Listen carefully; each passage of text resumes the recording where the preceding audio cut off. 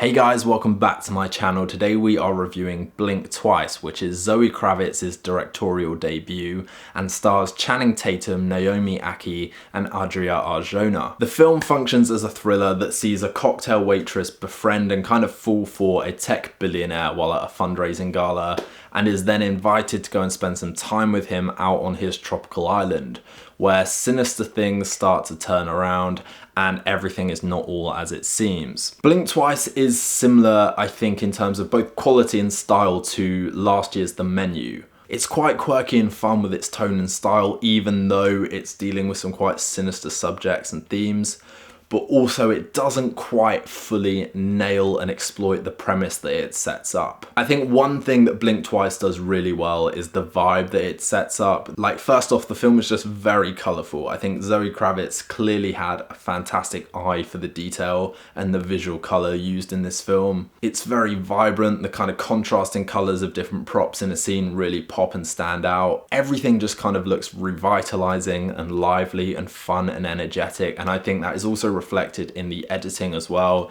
It's very choppy, it's very back and forth. Nothing in terms of pace ever really stagnates because we're always kind of moving from scene to scene. The music choices also really capture a certain aura, a kind of fluidity and eeriness, and also a kind of hypnotic tranquility that really lulls you into a sense of kind of comfort and holiday mood. The performances are also really strong as well. Definitely Naomie Ackie is the lead, who has to deliver a lot of range in this film, from the smitten, naive and just fun-loving girl to the confused, the clueless, the eventually terrified and then empowered vibes. But I think the absolute takeaway in terms of performance in this film is Adria Arjona. She is having a hell of a year. First in Hitman, which is on Netflix with Glenn Powell, and you should really watch that because she's stunning in that. But she's also delivered a phenomenal performance in Andor Season 1. And this film also just cements her as one to watch. She is so good in terms of comedic timing at delivering a very repressed rage and terror amidst the humour. She is just so expressive, and I think she walks away with this film. Channing Tatum just has to roll with his natural charm for the most part in this film.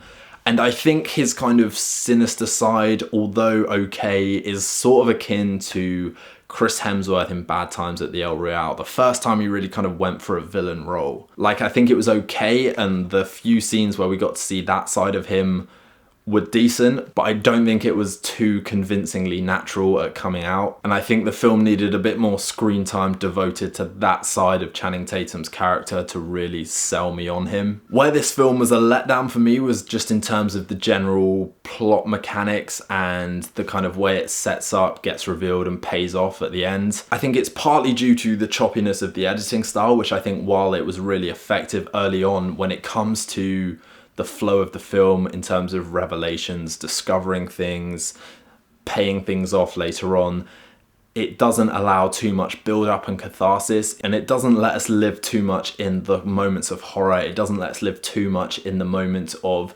satisfaction and resolution at the end either. And I think those moments definitely deserve more time to breathe, both so you could really kind of feel for the characters and their horror and realization, and then complementary to that, I think you'd also find way more satisfaction in our main characters kind of fighting back at the end as well. But then it is also due to just the general plot mechanics and the actual physical reason in the film about why these characters don't fully know what's going on. That kind of inhibits the narrative from naturally being able to reveal things. It's kind of all we don't know, and then suddenly we know everything. And I think the film could have done more to incrementally build that up in a more unnerving and unsettling way. But overall, I enjoyed Blink Twice. I don't think it's going to be a film you particularly remember. It's definitely a case of style over substance. It has style in spades, let me just add. It just doesn't have a lot of substance beneath it. And I think it definitely riffs off better films in terms of the subject matter it deals with and the way it deals with it. But it's definitely not a wasted watch. It's a film that I would recommend checking out, even if it is just the once. But if you have seen it, guys, do drop a comment below and let me know your thoughts.